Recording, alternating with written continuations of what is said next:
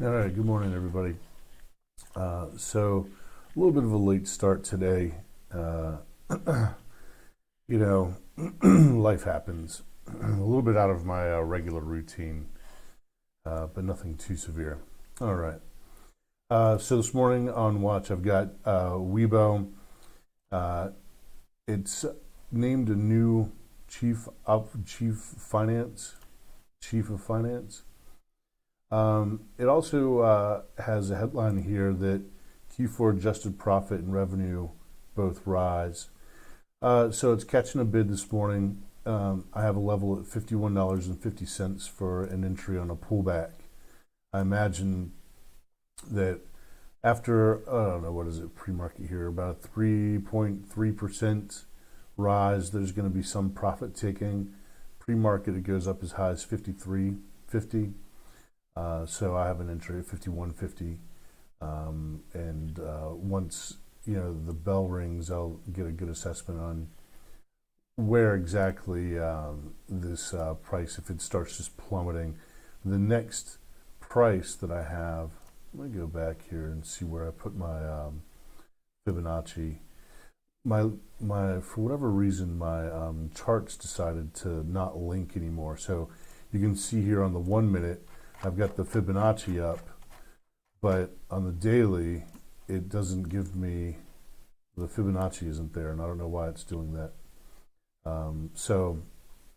That was I've been messing with my charts. I got in, and for whatever reason, TradingView decided to reset some stuff in my charts or something. So I've been kind of wrestling with it this morning. One entry on WB at 51.50. Let me go back. 51.55. All right. OLN, again, these, for whatever reason, it's not on my 10-minute chart. I don't know why. Okay, the Fibonacci retracement shows up. This is an old Fibonacci retracement, though. These are levels I had on it from a long time ago. I don't know what the deal is with that. Okay, so on the 1 minute here, you can see I've got an entry at 38.75 and then 37.31 on OLN. Looking for a 1% bounce at either one of these numbers. I'll probably take an entry here and look for a 1% bounce. And then if it pulls all the way back to 37.31, I will put on a larger share size and look for a 1% bounce.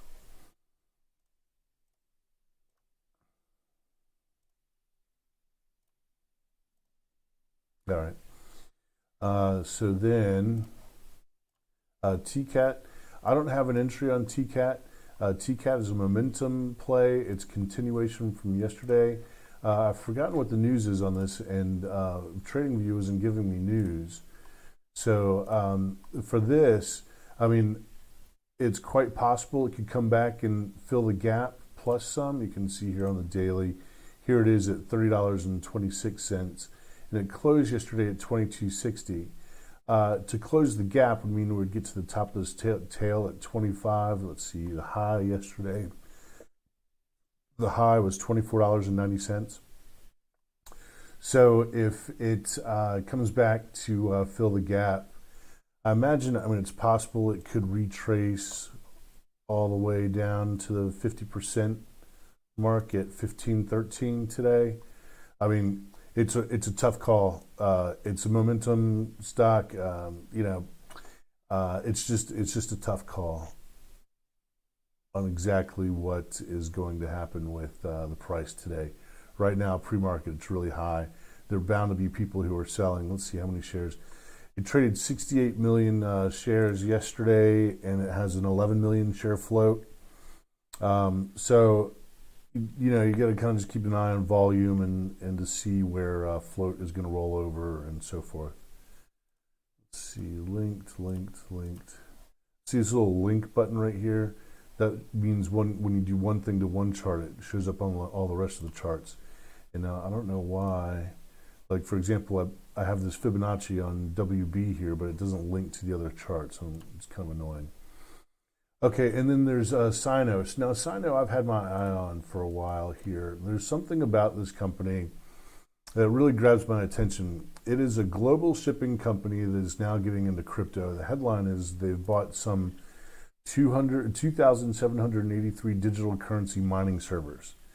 So the company, it's been around for a long time, and now it's diversifying into crypto. And there's something attractive. Let's see, it's been around since 2008, and the stock price here is floated around.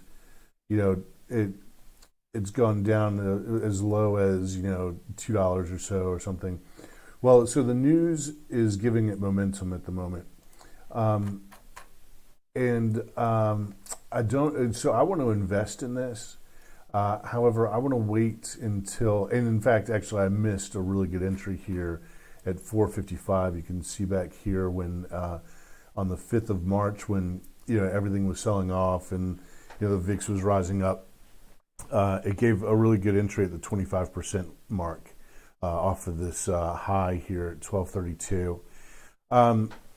I guess, I played it, and I played it for some money. I made some money off of this stock. I don't remember how much it was. It wasn't a whole lot.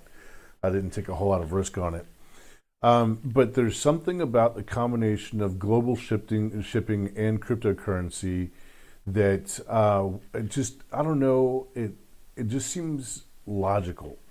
So it also announced that it is accepting digital currency. It's accepting purchase. Here, let's find it. Okay. SINO Global Shipping America to accept Bitcoin as payment. It just makes sense. Like, I don't know, like there's a sort of a circumvention of foreign exchange that I like about, the cryptocurrency / global shipping combination. I'd like to get into the. I really did. I should have started averaging into this stock on its way down here, and there's a pretty good indicator down here. Let me get rid of the Fibonacci, and you can see in the price action here. Somebody knew, they didn't make an announcement. I have a note here, a news release February 3rd, SINO announces crypto venture. But you can see here, somebody knew something prior to February 3rd. Somebody, I don't know if this is insider buying, I don't know, what it was, but somebody knew something back here. Actually, somebody knew something back here. So I just I have it on watch. I'm looking for a good entry. Today, I'm just going to treat it as a trade. Going forward, I'll be looking for investment entries on this one. Okay, UPST. The headlines on this one are.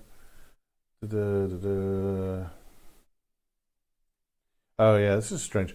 Upstart logs lower Q4 adjusted net income, signs deal to acquire Prodigy Software, shares soar after hours.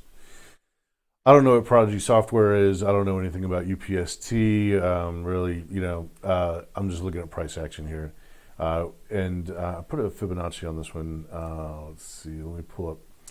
The Fibonacci isn't showing. God, this is annoying. I don't know why the Fibonacci isn't showing up. Let's see if it's on the 1 minute. Yep, there it is on the 1 minute. So I put a Fibonacci on this thing,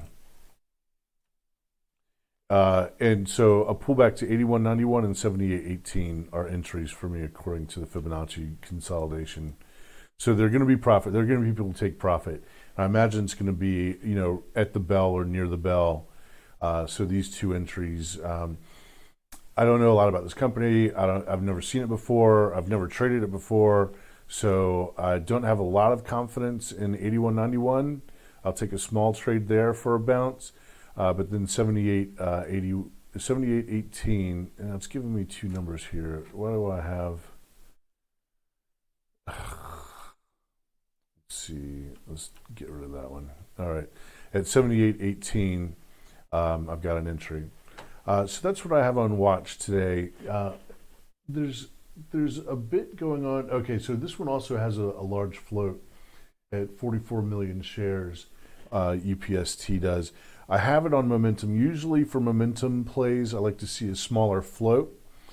I'm going to play this one by ear. This is my lowest conviction of the five that I have on watch today. UPST is. So it's going to grind. It's going to there probably won't be any extremely large, severe price movements in any given 1 minute candle. Probably not. We'll see. But yeah, that's the layout for the day. The SPY looks like the proxy for the S&P is pulling back a bit.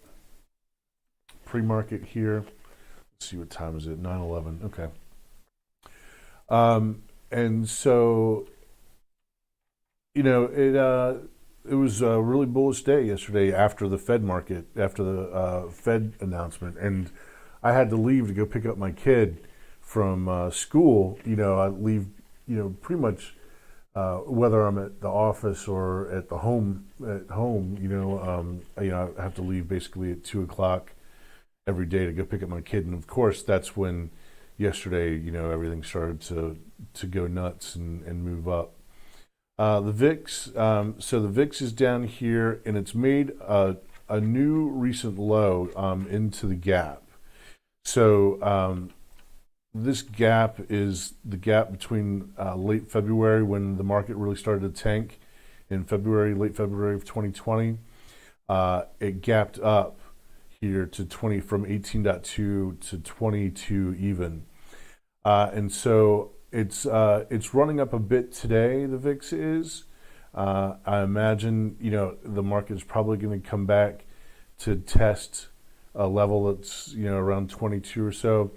But I am essentially looking for the VIX to make a move that's something like this, and then to take off down below 18.2. That's what I'm looking for. That's my bias. And now the move is on the move.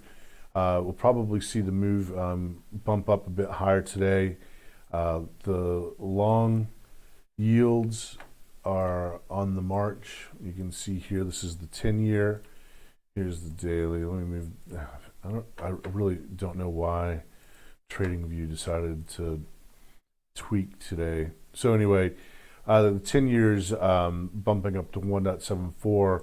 That's going to be a drag on tech, but it's going to be a boost for financials and industrials. So something about this. All right. Well, that's the morning rundown. I've got a couple things to do before the bell rings. Good luck out there, everybody, today. Click like, share, subscribe, leave a comment, and I will see you at the recap. Out.